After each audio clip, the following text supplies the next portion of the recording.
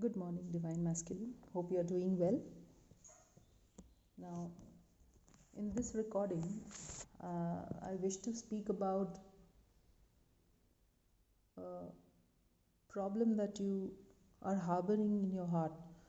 That is, you're fighting against it since long. That is the feeling of rejection from your Divine Feminine. Now, the situation has happened in such a way that when you met your Divine Feminine, Divine Masculine, you had your own life, you had your own surroundings, absolutely comfortably settled. You had your own connections, your own acquaintances. But when you suddenly meet your Divine Feminine, you realize that everything else is futile except this one part of your soul for whom you can sacrifice or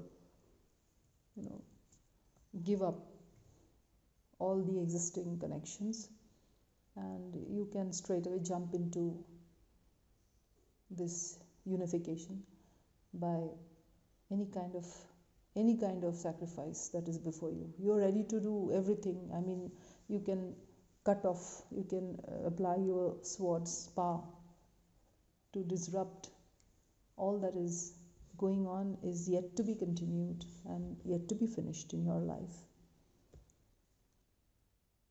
And with that perspective, you start pursuing your Divine Feminine.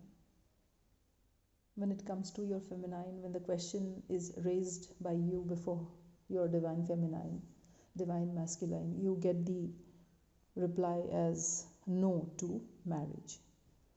Now, this no to marriage, I would say it has struck your heart chakra. It has struck your entire existence, entire being with a great hurt. I would say it's a huge kind of rejection that you feel has had occurred. But one thing you have missed out, my dear Divine Masculine: the consideration of the fact that yes, marriage is necessary. I agree fully. We all would agree to that. That not giving into live-in relationship, the first priority and consideration we prefer is the relationship by marriage, which is safe, secure, and is important also for our growth and development and social security, everything around us. But one thing you have overlooked here, my dear Divine Masculine: this divine couple, when as you are, when you meet with your feminine, you are of course meant to be together, and you have to meet. As the moment from which you start seeing each other, you realize the instant, that very instant, the realization occurs. I suppose it won't take very long if you are actually counterpart of each other. It is in the same instant you would realize that you have to now step up together. Your one step up would fulfill your feminine, and her one step up would fulfill your progress. So this would be like, it is a kind of a dance of development, dance of progress, I can say, a rhythm of progress that is designed by, orchestrated by the Divine himself, to develop the soul's requirement, whatever the question lies and the purpose lies, that is to be achieved by you, Divine Masculine. And in this situation, what happens is, one thing you must understand, that the divine couple must fall into place according to the divine law and never against the law of karma. So normally divine couples meet in a few varied situations, such as husband wife situation. It could be, that would be the luckiest one, or friend situations, or colleague situations also. You could workplace, this could happen. But normally what happens is this, this couple pertains to stand to the at the moment with with another soulmate. They both have different soulmates surrounding them. Okay, now these soulmates, they normally appear prior to the divine feminine who has appeared to you. Now they come to support you, they come to balance your basic voluptuous needs of fulfillment of your existence. They are all soulmates, they are not karmics. Okay, they are soulmates who appear as karmic to fulfill you. So you would be till now peaceful with them, you would be happy, you would be very abundant with them, because they are also your providers and supporters until you meet your feminine energy, who is going to now help you to further progress into certain new level of achievement, which is due for you, which is for you to unearth for yourself. Now this divine feminine who's before you now, actually you feel has extended the feeling of rejection to you. But it's not so, I assure you. It can't be so, because you see, both of you stand in a situation where you need to fulfill your current karma into which you have already stepped in. Now you cannot create or recreate, recreate karma as it is parallelly. If you do so, you won't be able to reach the purpose of your life or the purpose of your divinity, and you will be enthralled within that pleasure and unnecessary involvements, repeating itself, like several marriages. Maybe for individuals whose parents have discarded them, you get into another family and take them as your own family, another father. These are not required. You see, when divine removes you from one kind of relationship, or maybe parental, maybe it could be discarded from your spouse, any kind of, let that be. Don't try to recreate that, because we have to keep the mindset of cutting cords. You see, cutting cords is very important, and when the cords are on its own getting cut, your deliverance is smoothly taking place. Bring this awareness. Don't try to entangle with further ropes and serpents around you. That place that is left, that has been left, you are not leaving anyone, but if anyone leaves that vacant place, at the moment you need that undisturbed, unperturbed situation for the next level of development of your spirituality. Perhaps that is why the cord has been cut. So here you have to maintain certain kind of cautiousness, that you are not stubborn, you're not pessimistic about what has occurred. You have to be neutral, you have to be happy, even while tears flow down, never mind. But you must know that the purpose is, of course, for happiness, which would make you further happy, take you to a happy existence, be it whatever. So this is the approach that you have to take, a mindset that you have to always maintain. Now the feel, the pull, that suction that you feel with your divine feminine, divine masculine, it is just because of that active connection consciousness mode of your spirit with your feminine spirit.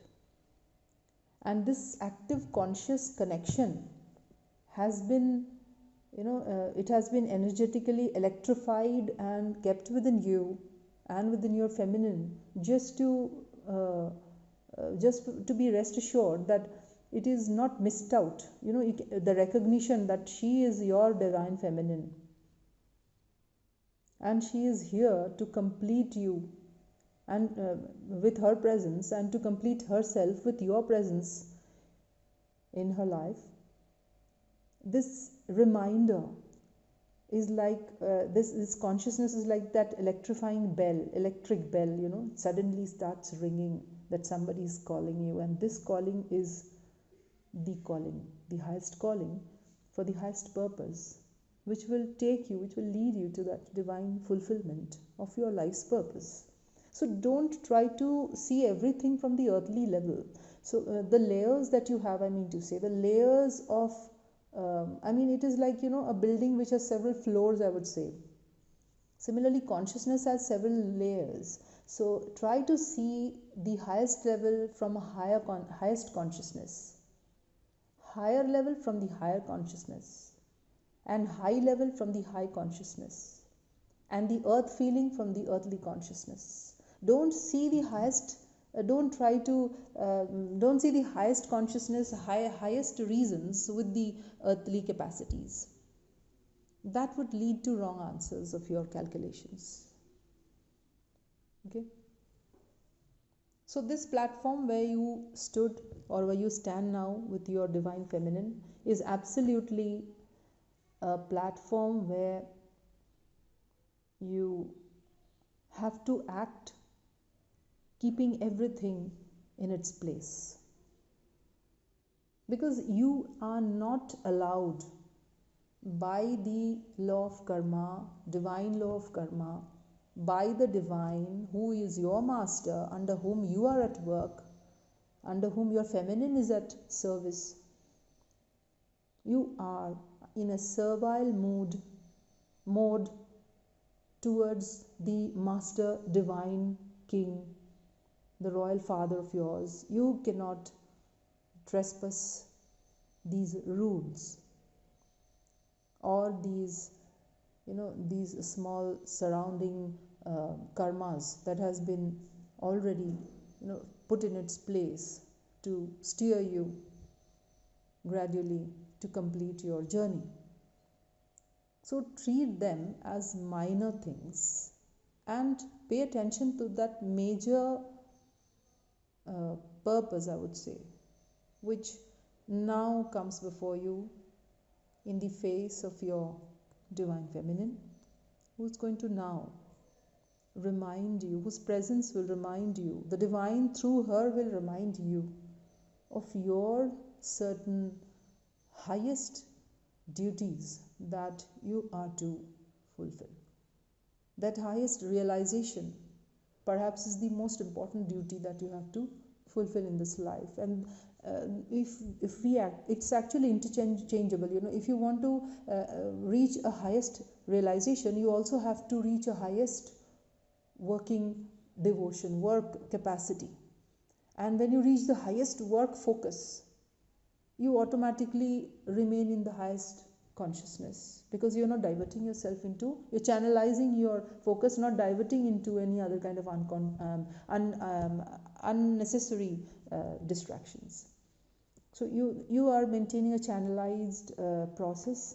You are keeping yourself in your lane by maintaining some kind of craft, some kind of art, some kind of job, some kind of work which is creating, which is serving the society at large, and also is going to help you to stay grounded and stay tuned to the highest focus and realization of who you are, the king you are, the divine king that you are. I always see you as the divine king. I always see my monarch, the divine monarch, sitting in the pedestal of actually who he is, unperturbed of any kind of situation disturbances. So here, to conclude, I would just remind you that, this rejection feeling of yours, divine masculine, this rejection feeling of yours, I repeat, it is simply a rejection of the terrible outcomes of karma, because you see, both of you are surrounded and protected by other soulmates towards whom you have some kind of measured duties you have to pay off, because they had been guarding you until you met your feminine. Now these payoffs, these spirits come in form of karmics to you, but they are actually not karmics. Now if you go and do this to some spiritual, this kind of ditch is being extended by you to any kind of spiritual soul who are just, they have come to play the role of a karmic, but actually they are not a karmic. They are highly spiritual and stable and quiet and silent in their seat, soul seat. Now, any kind of wrong action extended towards them would bring heavy and terrible karma upon both you, divine masculine, and upon your divine feminine also.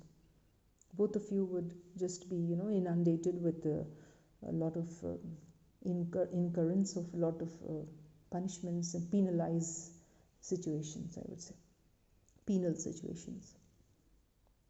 So this rejection is not a rejection, divine masculine, not a rejection from your divine feminine of love, not a rejection, divine masculine, of your importance, of your significance, not a rejection from your divine feminine of her divine masculine's divinity, his courtship, his unconditional affection. It is not a rejection of divine masculine's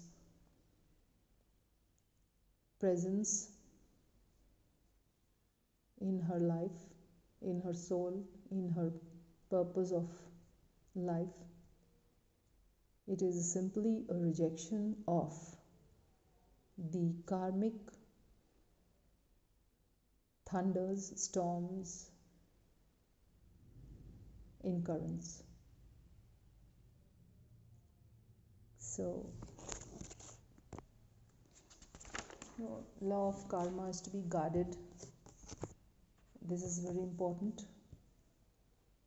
And this meeting must be divine masculine. It has to be accomplished through soul searching, through the self-realization of the extreme powers that you command, and these certain kind of, small self-control is not a big deal for you in achievement of your extremely magnified royal purpose, the royal being that you are actually within yourself.